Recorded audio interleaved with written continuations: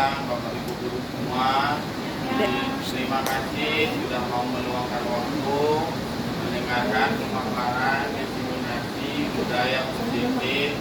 Saya sebagai calon guru penggerak angkatan 10 Kota Batam atas nama Taufik Rahman berdinas di SDN 006 Bingkong. Sebelum saya memulai kegiatan, saya mengucapkan terima kasih kepada sekolah berhalangan hadir yang diwakilkan oleh Adik Guru. Itu saya mohon Pak Dido Wendi untuk memberikan dua patah kata pengantar. Waktu dan tempat saya persilakan. Terima kasih.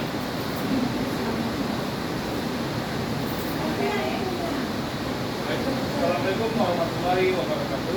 Waalaikumsalam. Alhamdulillah. Seperti yang sudah disampaikan kepada kita, bahwa kegiatan hari ini adalah diseminasi ya, dari saudara Taufik Rahman sebagai calon guru penggerak di 06 Bengkok Selatan 10. Karena kebetulan Bapak hari ini sekolah hadir, maka dia mewakilkan kepada saya, dan beliau berharap bahwa kegiatan ini tentunya membawa hal positif untuk semua. Untuk itu kepada rekan-rekan semua mohon didukung, kemudian diikuti diseminasi ini, sehingga tidak hanya berdampak pada Pak Taufik sendiri, tapi tentunya juga untuk kita semua. Jadi itu saja yang mungkin dapat kami sampaikan. Bisa kita lanjuti, silakan. Demikian wabillahi taufiq wal hidayah. Waalaikumsalam. Baik, terima kasih Pak Dido telah memberikan kesempatan dua patah kata. Baik Bapak Ibu, izinkan saya menyampaikan budaya positif yang sudah saya buat. Budaya positif calon guru penggerak angkatan 10 Kota Batam. Pengajar praktik saya adalah Bapak Dana Sundana SPD MM. Sekarang beliau aktif di SD 003 Batu Ampar. Dalam tujuan yang saya buat adalah tujuan pendidikan menurut KHD, yaitu Ki Hajar Dewantara. Tujuan pendidikan adalah untuk menuntun segala kodrat yang ada pada peserta didik agar mereka dapat mencapai keselamatan dan kebahagiaan yang sejati dan setinggi-tingginya, baik sebagai manusia maupun sebagai anggota masyarakat. Oleh sebab itu, seorang pendidik selayaknya dapat menuntun tumbuh atau hidupnya kekuatan kodrat yang ada pada anak-anak atau peserta didik dalam memperbaiki tingkah laku agar tumbuh kekuatan kodrat si anak. Kemudian yang dimaksud dengan budaya positif adalah budaya positif di sekolah, yaitu nilai dan kebiasaan di sekolah yang berpihak pada murid agar mereka dapat berkembang menjadi pribadi yang kritis, penuh hormat dan bertanggung jawab sesuai dengan profil pelajar Pancasila. Konsep dari utama budaya positif adalah: 1. Perubahan paradigma belajar. 2. Disiplin positif. 3. Kebutuhan dasar manusia. Yang keempat, memotivasi perilaku manusia. Dan kelima, restitusi posisi kontrol sebagai seorang guru. Kemudian yang keenam, membuat keyakinan kelas. Yang ketujuh, segitiga restitusi. Baik, kita lanjut Bapak Ibu.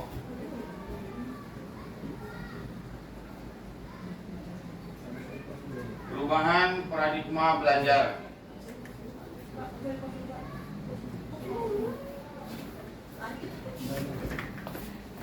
Pos dulu bang.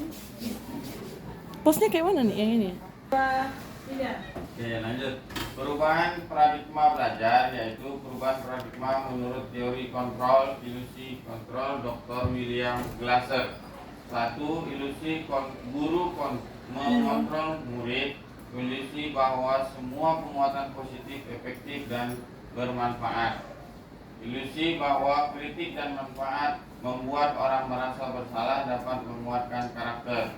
Ilusi bahwa orang dewasa memiliki hak untuk memaksa. Kemudian disiplin positif, apa makna dari disiplin itu? Tentu Bapak Ibu sudah paham semua. Mari kita lihat kembali. Disiplin berasal dari bahasa Latin yaitu disiplina yang artinya belajar. Makna asal kata ini berkonotasi dengan disiplin dari murid-murid Socrates dan Plato. Kemudian disiplin diri membuat orang menggali potensinya menuju sebuah tujuan. Apa yang ada, apa yang dia hargai. Kemudian, namun dalam budaya kita, makna kata disiplin telah berubah menjadi sesuatu yang dilakukan seseorang pada orang lain untuk mendapatkan kepatuhan. Kecenderungan umum adalah menghubungkan kata disiplin dengan ketidaknyamanan, bukan dengan kata yang kita hargai atau pencapaian sesuatu tujuan yang mulia.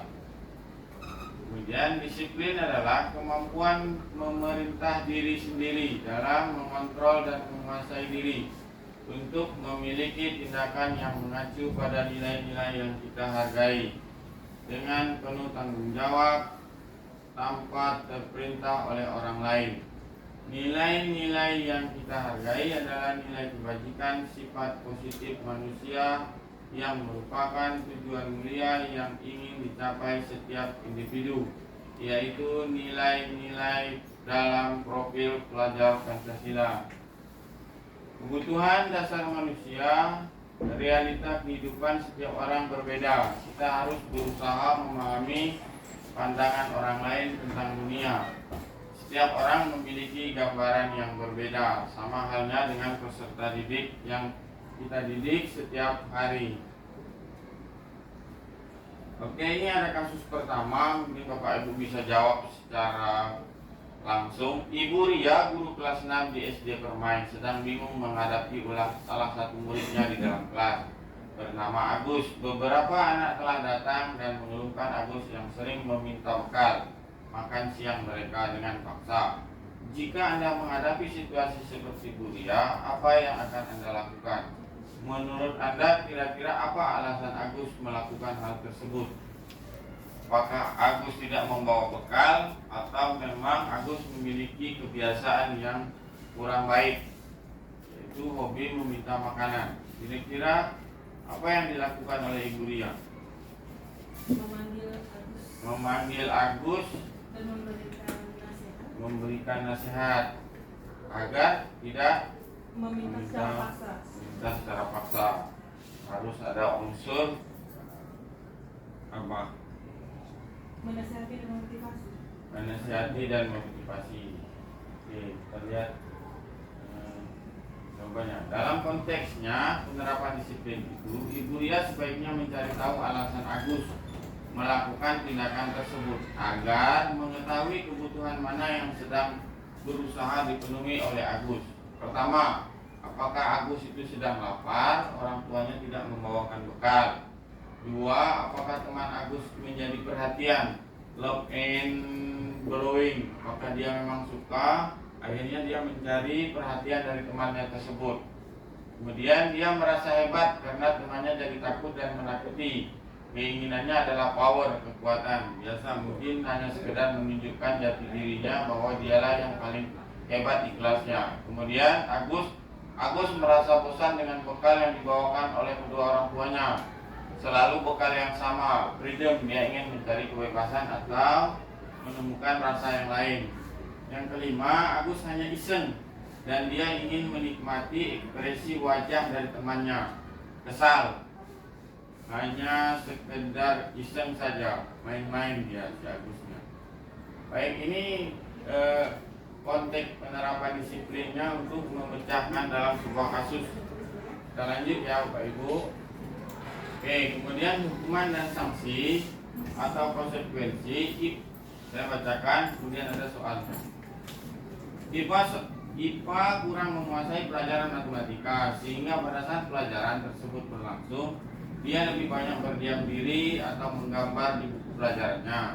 Pada saat guru matematikanya Pak Seno menanyakan pertanyaan IPA menjadi gugup dan tak sengaja menjatuhkan tasnya dari kursi, serta tiba-tiba menjadi gagap. Pada saat berupaya menjawab, seluruh kelas pun tertawa. Melihat perilaku IPA yang bercerita tergagap-gagap dan terkejut tersebut, Pak Seno pada saat itu membiarkan teman-teman IPA menertawakan IPA yang tergagap dan malu luar biasa, dan malahan meminta IPA untuk maju ke depan dan berdiri di depan kelas sambil menunjuk hidungnya karena tidak bisa menjawab pertanyaan Pak Seno.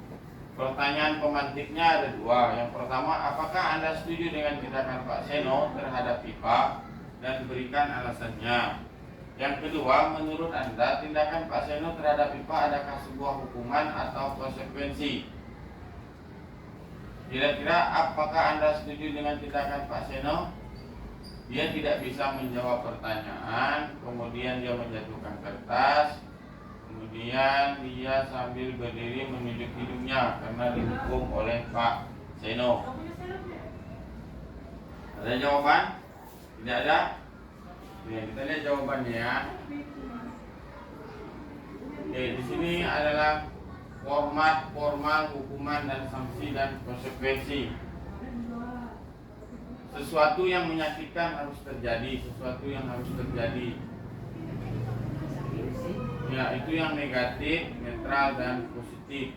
Restitusi merupakan pilihan. Semua perilaku memiliki tujuan, Bapak Ibu. Teori motivasi perilaku manusia. Yang pertama, untuk menghindari ketidaknyamanan atau hukuman apa yang akan terjadi apabila saya tidak melakukannya. Ini motivasi internal. Kemudian untuk mendapatkan imbalan dari orang lain, institusi, apa yang akan saya dapatkan apabila saya melakukan. Ini motivasi eksternal. Untuk menghargai diri sendiri, saya akan menjadi orang yang seperti apa bila melakukannya. Motivasi internal dari dalam diri kita sendiri, terutama peserta didik. Lanjut ya.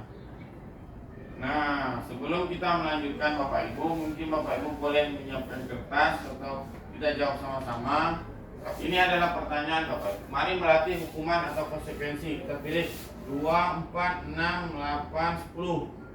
Hukuman atau konsekuensi, hanya 2 jawabannya. Saya bacakan yang pertama. Mencatat 100 kali di dalam buku kalimat saya tidak akan terlambat lagi karena terlambat ke sekolah. Jawabannya hukuman atau konsekuensi? Hukuman. Kita lihat nanti jawaban aslinya ya. Lari mengelilingi lapangan basket 2 kali karena terlambat hadir di sekolah. Hukuman atau konsekuensi? Hukuman. Membersihkan coretan di dinding dibuat di meja tulis. Hukuman? Konsekuensi. Boleh ditulis di kertas. Kemudian murid diminta untuk push up 15 kali karena tidak menggunakan masker ke sekolah. Hukuman atau konsekuensi? Hukuman. Kemudian mengganti kertas teman yang telah dicoret-coret. Hukuman atau konsekuensi? Konsekuensi. Berjemur di lapangan basket pukul 12 siang karena mengobrol dengan teman. Hukuman. Berdiri di depan kelas sambil mengangkat kaki 1 karena tidak bisa menjawab pertanyaan. Yakin hukuman? Ada berapa hukuman yang Bapak Ibu jawab tadi? Cuma 2 baru kan. Konsekuensi cuma 2. Yang nomor berapa? 2. Nomor 3 memberikan coretan. Membersihkan. Oke, membersihkan. Kita lihat jawabannya. Menggantikan kertas bekas teman yang tidak ada konsekuensi.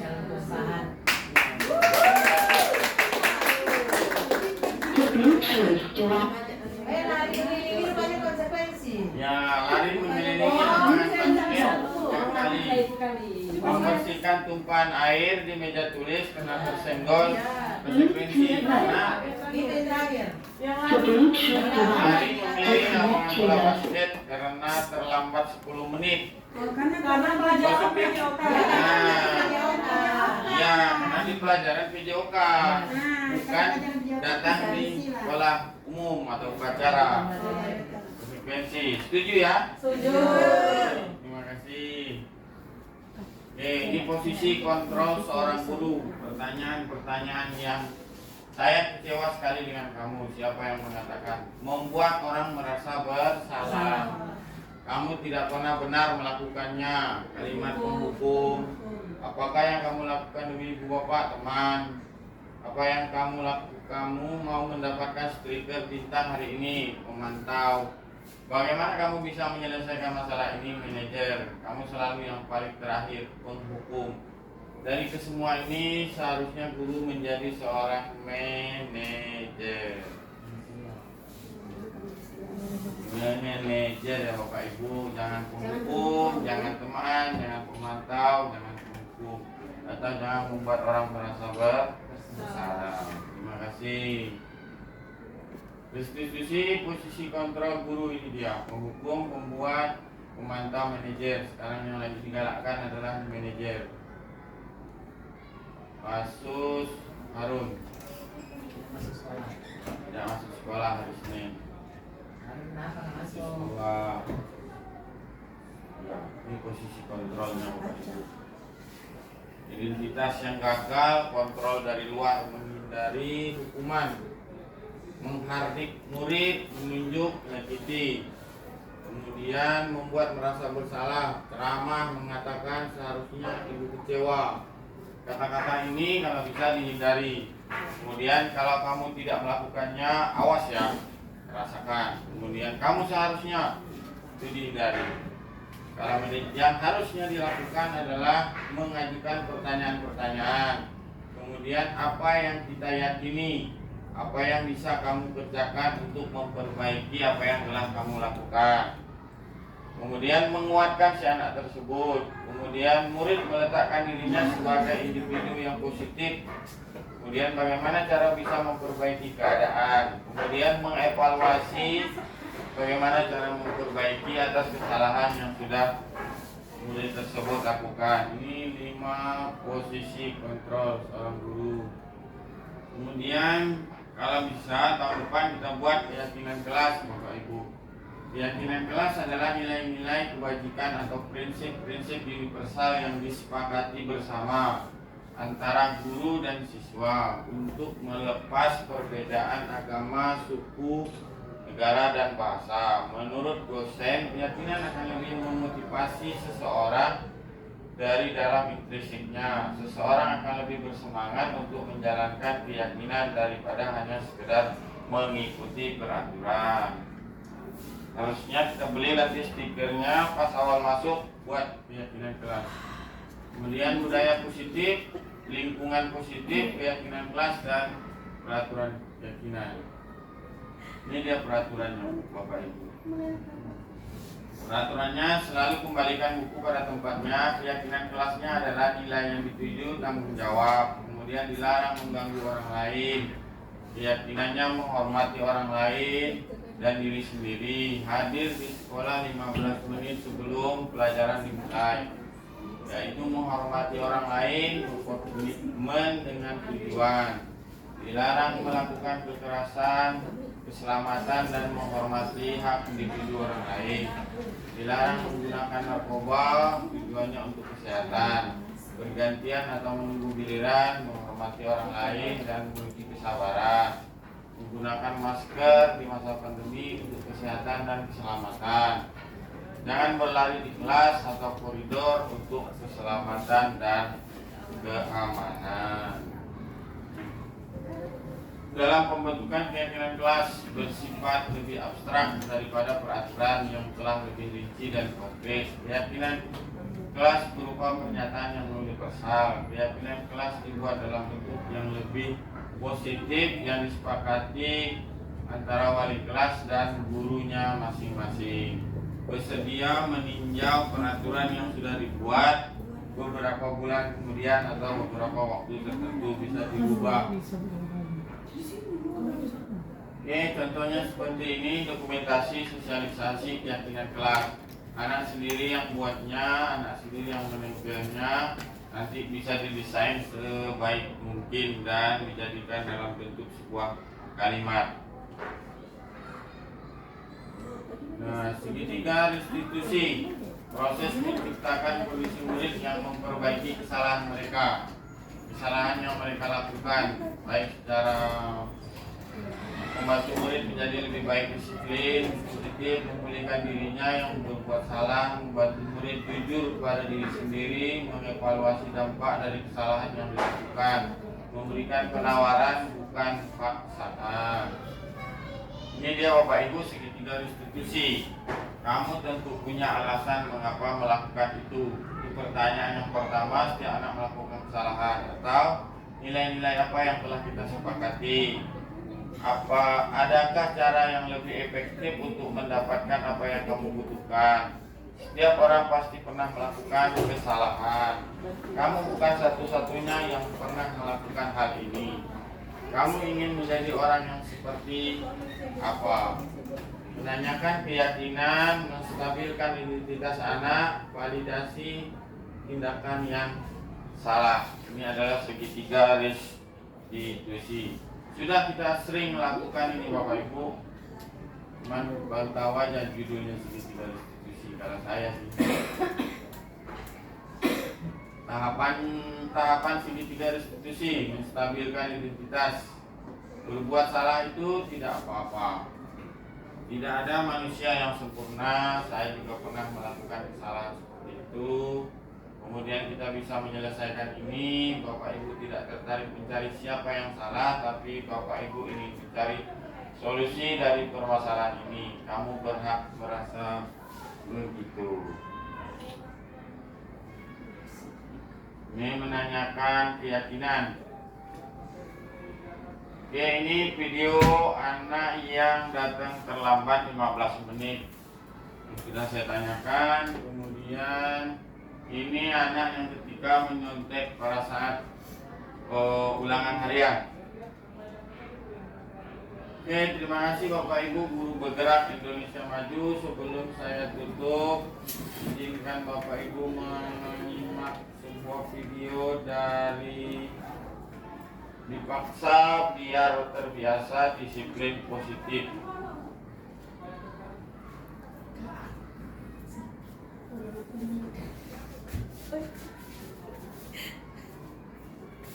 Jadi mari kita menyaksikan sendiri. Bolehkah memaksa pada orang lain?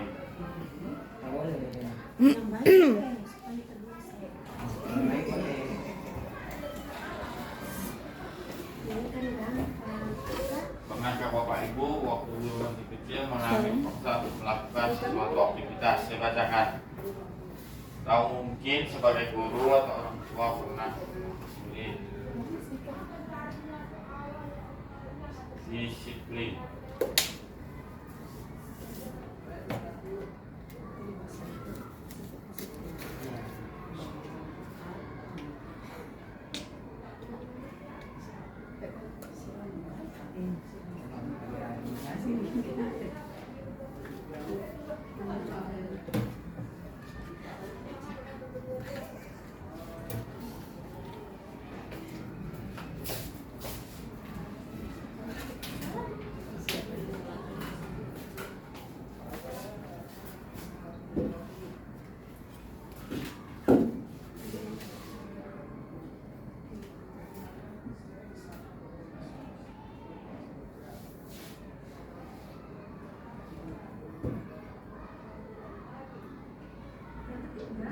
Kemerdekaan berekspresi dan pekerjaan menjadi terbatas.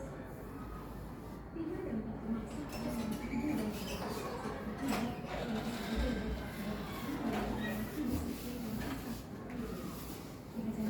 menyerahkan bahwa disiplin yang kuat adalah syarat utama untuk mencapai kemerdekaan. Dalam konteks pendidikan, untuk menciptakan murid yang merdeka diperlukan disiplin yang kuat, yaitu disiplin diri dan memiliki motivasi internal. Sementara merdeka menurut Ki Hajar Dewantara yaitu tidak hanya terlepas dari perintah, akan tetapi juga cakap buat memerintah diri sendiri. Hal yang sama diungkapkan oleh Diane Gozan bahwa disiplin diri dapat membuat seseorang menggali potensinya menuju kepada suatu tujuan, sesuatu yang dihargai dan bermakna. Sebagai pendidik, kita sebaiknya menerapkan cara-cara yang lebih positif ketika meminta murid melakukan sesuatu tanpa Speaker harus yang memaksa. menghalangi itu. Iya. Di antaranya dengan melakukan hal-hal sebagai berikut. Yang pertama, mengajak atau mendorong murid melakukan kegiatan yang membuat mereka senang. Yang kedua, membantu murid untuk menemukan inspirasinya. Dan yang ketiga, membuka ruang dialog dengan murid. Nah, Ibu dan Bapak Guru, sekarang mari kita refleksikan bersama. Apakah kita cenderung memaksa murid untuk patuh mengerjakan sesuatu? Atau dengan kita melakukan cara-cara lain yang membuat murid merasa senang dan menghargai dalam melakukan sesuatu? Bagaimana rasanya ketika melakukan sesuatu tanpa dipaksa? Tulis nih. Lalu, cara seperti apa yang ingin Ibu dan Bapak Guru praktikkan di kelas? Selamat belajar Ibu dan Bapak Guru hebat. Salam dan bahagia. Ini kalau yang berapa aja dulu. Bahagia lah, dipaksa ya guys. Iya guys.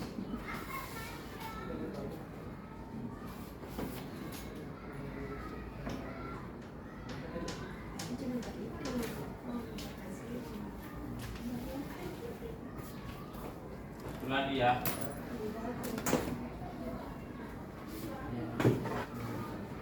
Sudah di hukuman dan konsekuensi dan restitusi. Salam dan bahagia Ibu dan Bapak Guru. Selamat berjumpa kembali. Kali ini kita sampai di modul hukuman versus konsekuensi versus restitusi. Kita akan belajar mengenai konsep hadiah dalam praktik pendisiplinan murid. Apakah Ibu Bapak Guru suka memberikan hadiah kepada murid? Terkadang kita merasa cara ini efektif dalam memotivasi murid untuk disiplin. Kita pun terus mengulangi sistem pemberian hadiah ini. Sebenarnya bagaimana ya dampak pemberian hadiah ini kepada murid dalam upaya praktik pendisiplinan?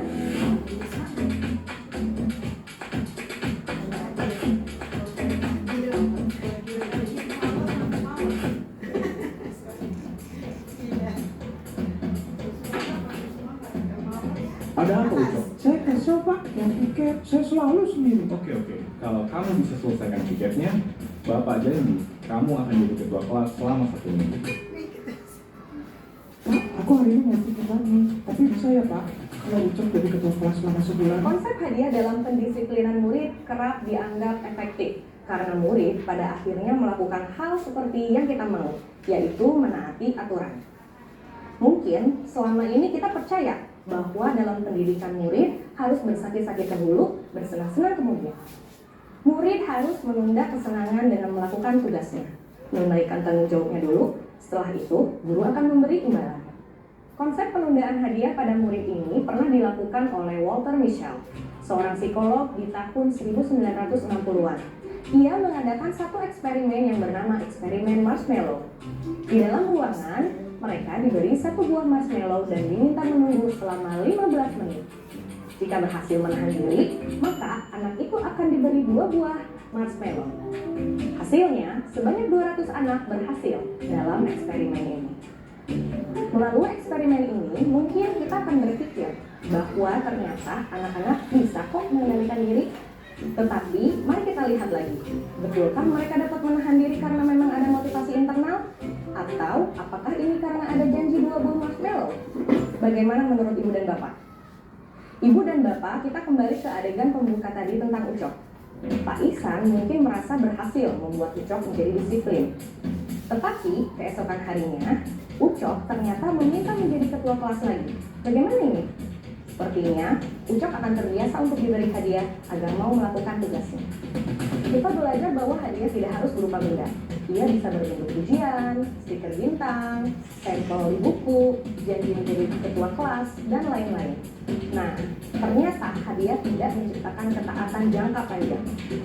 Jika kita ingat materi sebelumnya tentang 3 alasan perilaku murid, perilaku Ucok yang berfokus pada hadiah adalah bentuk perilaku murid level 2. Dia menjadi disiplin karena ingin mendapatkan hadiah. Ini merupakan perilaku disiplin murid yang didasarkan pada motivasi eksternal. Jika suatu saat hadiahnya hilang, apakah Ucok akan tetap disiplin? Ketidakefektifan pemberian hadiah untuk menciptakan disiplin jangka panjang diungkapkan oleh Alfie Kohn. Menurut Kohn, Ada 5 alasan untuk tidak menggunakan sistem hadiah dalam pendisiplinan murid. Yang pertama, menghambat kinerja, kreativitas, dan motivasi murid. Murid akan berfokus pada hadiah dibandingkan dengan tugas yang ia kerjakan. Yang kedua, hadiah memiliki potensi hukuman. Hadiah dan hukuman sama-sama mengandung janji bahwa akan ada hal yang didapatkan murid pada akhirnya. Jika hadiah tak tercapai, akan memunculkan kekecewaan. Yang ketiga, menyebabkan putusnya hubungan sosial. Murid akan menganggap siapapun yang menghalanginya untuk memperoleh hadiah merupakan halangan dalam hidupnya, sehingga mereka sulit untuk berteman dan hubungan sosial pun semakin jauh. Yang keempat, membuat gagal menemukan sumber masalah. Murid tidak belajar untuk mengenali sumber masalah dan tidak belajar menyelesaikan masalah, karena fokusnya langsung pada hadiah. Yang kelima, kehilangan motivasi intrinsik jangka panjang. Murid terbiasa ada sesuatu yang ia akan dapatkan, sehingga motivasi intrinsik murid untuk melakukan sesuatu akan hilang. Dalam menciptakan ketaatan jangka panjang, kita dapat memberikan makna pada murid akan tanggung jawabnya. Ajaklah mereka berdiskusi dengan bahasa tubuh yang lembut, pemilihan kata yang mudah, contoh-contoh konkret, dan tindakan nyata dari kita. Dengan begini, murid melihat kita melakukan tindakan disiplin yang sama. Lakukan secara konsisten. Pada akhirnya, murid akan mengerti makna dari setiap tindakan yang mereka harus lakukan. Bagaimana Ibu dan Bapak Guru? Apakah sudah siap untuk mempraktikkan disiplin jangka panjang? Ibu dan Bapak Guru sekalian, sekian materi kali ini. Sebagai guru, tentunya kita menghargai usaha murid dengan memberikan pujian atau apresiasi. Kita bisa pikirkan pujian atau apresiasi seperti apa yang bisa kita berikan pada murid sehingga tidak terkesan berlebihan dan murid juga bisa mengerti maknanya. Selamat belajar dan tetap semangat ya. Salam dan bahagia Ibu dan Bapak Guru hebat.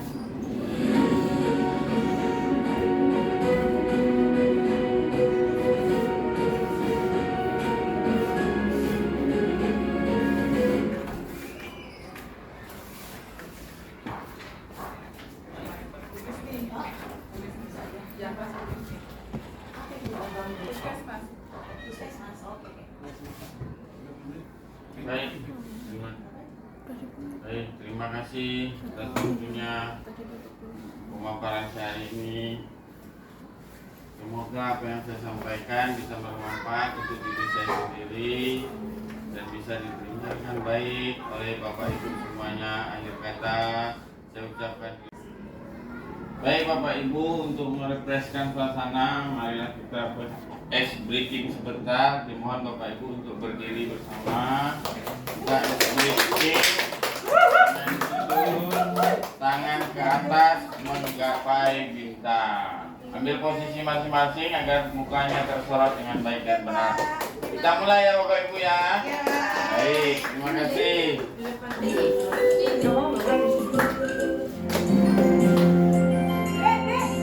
Tangan ke atas menggapai bintang, tangan ke samping burung yang terbang, tangan ke depan ikan berenang, duduk yang rapi siap berdoa. Tak putar-putar, tangan diputar, gulung-gulung tangan digulung, ular melingkar di pagar bundar, tangan kiri atas bawah siap berdoa.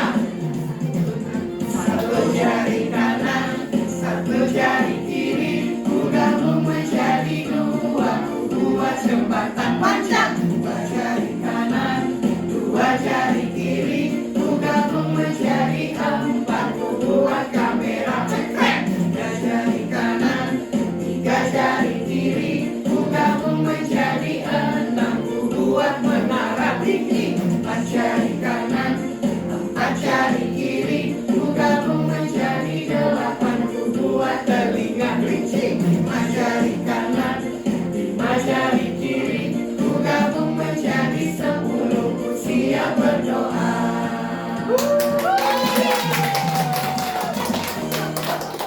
Oke, terima kasih. Silakan duduk kembali. Sekali lagi, Pak. Sekali lagi, Pak. Sekali lagi, Pak.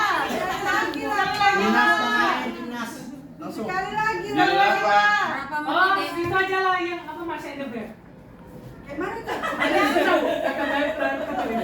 Oh ya. Sekali lagi. Sekali ya. Sekali lagi ya. Berdiri dulu. Oke. Berdiri, Bapak Ibu ambil posisi masing-masing ya. Oke. Ada yang menyenggol temannya. Baik. Kita mulai.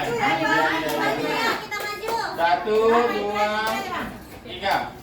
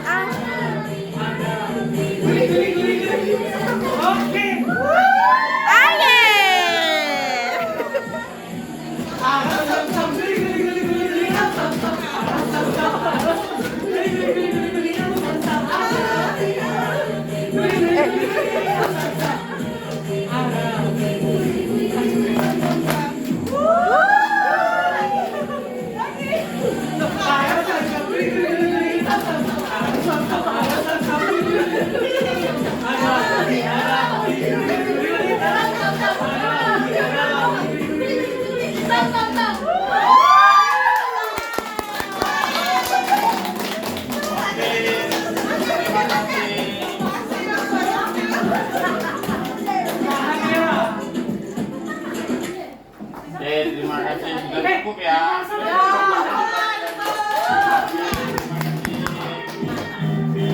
Terima kasih. Assalamualaikum warahmatullahi wabarakatuh.